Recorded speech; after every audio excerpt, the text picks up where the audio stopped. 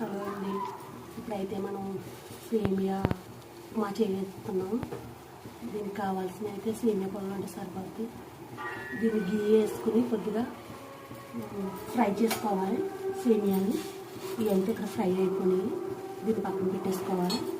దీనికి వాటర్ మరగబెట్టుకోవాలి. ఈ వాటర్ మరిగేటప్పుడు సేమియా ఇందులో వేసేసుకోవాలి. ఇలా 5 నిమిషాలు కుక్ అయితే సరిపోతుందండి. ఇది ఇలా మనం చూసుకోవాలి. కొద్దిగా కుక్ అయితే సరిపోద్ది. దీన్ని రైస్ ఉంచుకున్నట్టు మూతతో ఉంచేసుకోవడమే. చూసుకోండి, ఇలా చూసుకుంటే సరిపోద్ది. సరే, దీన్ని పక్కన పెట్టేసుకున్నాం. ఇప్పుడు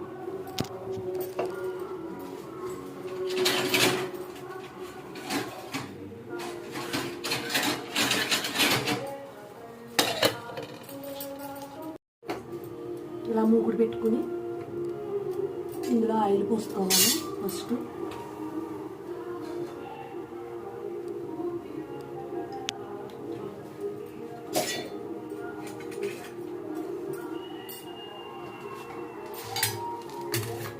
ఇందులో ఆయిల్ కాగాక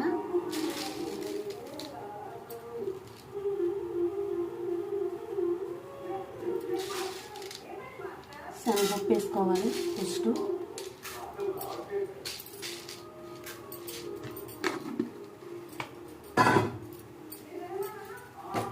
దీన్ని ఫస్ట్ వల్ల దీన్ని ఫ్రై చేసుకోవాలి.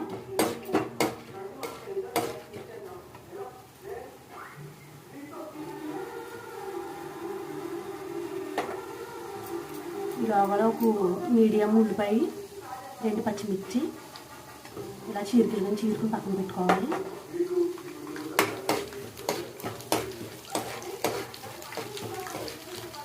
ఇందులో ఆవాలు కూడా వేసుకోవచ్చు ఫ్రెండ్స్. మా పిల్లలకి ఇష్టం ఉండదు.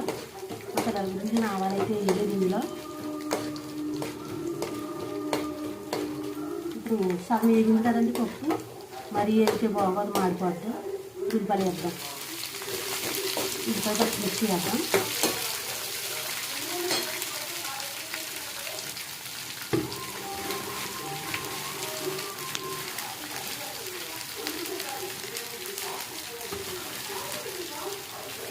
ఇందులోనే కరివేపాకు కూడా వేసుకుందాం. ఇవి అయితే ఇప్పుడు బాగా దోరగా వేస్తాను.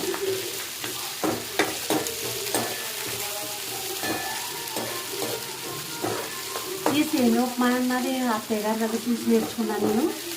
ఇదంటే మా ఆయన గారికి, మా పిల్లలకి చాలా ఇష్టం అండి. ఎక్కువ ఇదే చేస్తాను ఇంట్లో.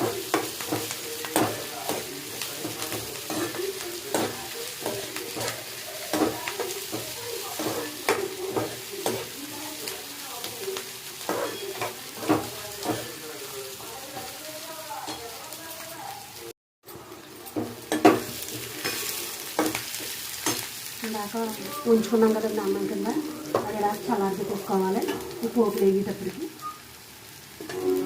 పోపులు వేగాక అవి కట్టేసి సాల్ట్ వేసి కట్టేసుకోవాలి. ఇలా వేగిపోయి కదండి,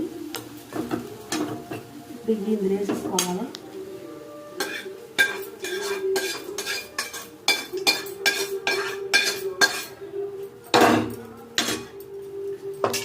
ఇది 2 కలిపేసుకోవాలి. ఇందులో సాల్ట్ వేసుకోవాలి.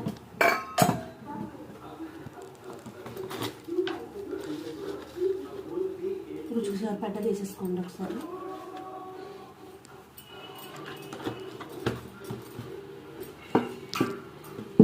కొద్దిగా ఆయిల్ కూడా వేసుకున్నాను నేను. పైన సాల్ట్ వేసి ఇవన్నీ కలిపేసుకోవడం ఇందులాగా చేతితో కలిపేసుకోవాలి. అంటే కొంచెం వేడిగా ఉంది, చేతి కాలుతుంది. గట్టిగా కలుపుతున్నాను.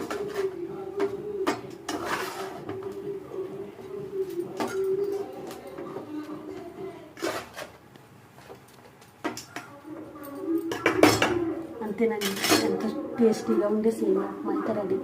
ఇంకా తినడానికి ఆలస్యం, మేమైతే తినడానికి వెళ్తున్నాం. బ్లాగ్స్ కానీ నచ్చితే do subscribe and share, like. పల్లెటూరు ముచ్చట్లు నెక్స్ట్ వీడియోతో మళ్ళీ కలుద్దాం గైస్. బాయ్.